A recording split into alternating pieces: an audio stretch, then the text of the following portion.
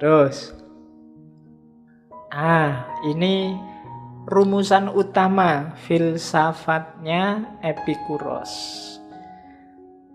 Katanya Epikuros, apa sih yang paling utama dalam hidup? Kebijaksanaan. Kebijaksanaan yang paling utama apa? Bijaksana dalam mengejar kenikmatan. Kenapa kok mengejar kenikmatan? Karena diakui atau tidak diakui, kita hidup ini mencari kenikmatan.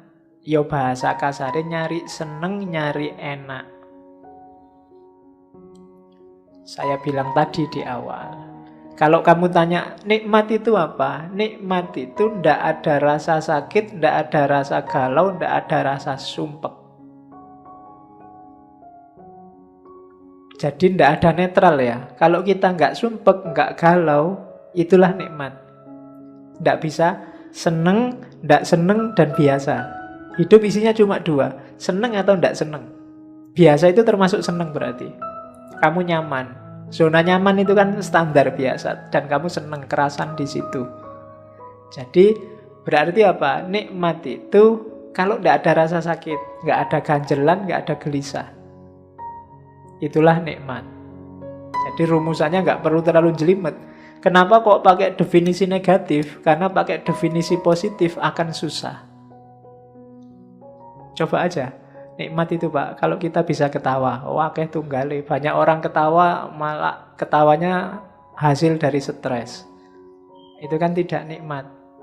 Banyak orang senyum, tapi senyumnya bukan karena dia senang, tapi karena basa-basi. Kalau ketemu saya, mungkin kamu janjiannya lagi sumpek. Wah, ketemu Pak Faiz terpaksa harus senyum nih. Kan gitu. Berarti kan nggak karena seneng itu terpaksa. Sama-sama senyumnya. Nah, kan susah. Memang karena seneng dan nikmat itu hubungannya sama rasa. Saya sering bilang rasa itu memang sukar didefinisikan secara positif.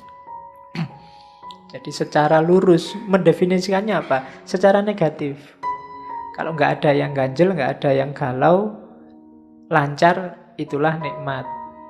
Jadi keutamaan hidup itu kalau bijaksana, dan kebijaksanaan itu ndak usah ruwet-ruwet mikir macam-macam. Kebijaksanaan untuk menemukan, untuk ngopeni apa yang kita senangi. Jangan sampai kita salah milih.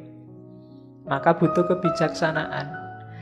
Misalnya teh atau air putih, kan selalu dikasih saya dua ini. Mana yang paling bikin aku seneng, itulah nanti yang tak ambil. Untuk bisa milih ini, bikin kebijaksanaan. Saya harus noleh sini apa noleh sana, kira-kira lebih nikmat mana. Itu kan milih mesti. Antara sana apa sini. Mungkin nikmat sana, cuma urusan yang lain saya harus lihat ke sini. Nah itu maka saya, ya karena kalau ke sana nanti habis ngaji aku kangen. Jadi terpaksa harus banyak lihat sini. Tapi posisinya boleh diubah sekali-sekali, yang ibu-ibu di tengah. Yang laki-laki mbok ngalah gitu loh, kamu ke sana. Yang perempuan biar di sini. Oke, biar ngajinya lebih panjang. Oke, terus. Nah, kalau ada yang tanya, apa ndak rendah Pak hidup kok cuma nyari seneng? Ndak. Kenapa? Karena itu fitrah. Kamu ndak bisa nyalai fitrah. Orang hidup itu, ya Allah itu kan nyuruh kita ke muka bumi kan nggak terus dikai tugas, terus PR, terus kan ndak. Kita disuruh seneng. Bahkan PR dari Allah itu biar kita seneng. Jangan dikira kamu disuruh sholat, disuruh zakat, disuruh haji itu terus biar kamu sumpek, enggak. Maka enggak boleh mengeluh Allah ini bikin sumpek aja. Itu sebenarnya biar kamu seneng. Itu kan rumus-rumus yang kamu belum nangkep mungkin. Ada rahasianya untuk bikin kamu seneng. Jadi fitrah. Saya tadi di awal ngomong, enggak ada orang yang secara sengaja saya milih susah Pak. Kecuali yang sudah stres, yang sudah putus asa. Oke. Loh Pak, orang jatuh cinta kemarin kan ada Pak yang milih susah. Enggak. Orang jatuh cinta kamu anggap susah, itu kan kamu yang lihat. Yang ngalami merasa seneng. Kayak ibu sama anaknya. Ibu ini ketoknya soro banget, kasihan ya, pagi-pagi bangun sembarang kali diurusi. Tapi dia bahagia dengan itu, senang dengan itu. Ya kayak ibumu kalau main ke kos-kosanmu itu loh. Kamu pinginnya kan sudah lah bu, tidur aja nggak usah. Tapi ibumu kan nggak mau, dia nyapu-nyapu lah, bersih-bersih lah. Loh, dia senang dengan itu, dia nggak menderita dengan itu. Dia senang. Jadi enggak, orang tetap secara fitrah milih yang menyenangkan untuk dirinya. Tidak ada orang yang secara sengaja milih susah. Maka konsep saya berkorban demi agama tidak ada. Ketika orang ngomong saya berkorban, itu berarti yang bikin dia senang ya berkorban itu. Tidak ada orang yang secara sengaja milih susah. Kalau saya korban loh Pak, tapi saya berat sebenarnya ini, kamu tidak senang, itu berarti ya kalau agama kan tidak ikhlas namanya.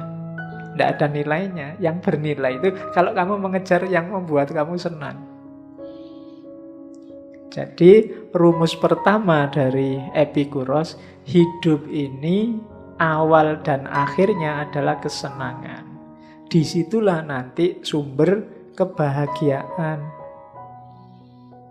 Nanti ada kalimat dari Epikuros, kenapa sih harus senang? Yang pertama fitrah tadi, yang kedua karena kita akan mati. Loh Pak, nanti kan di akhirat ada kesenangan lagi bagi yang percaya besok ada akhirat. Kalau Epikuros enggak.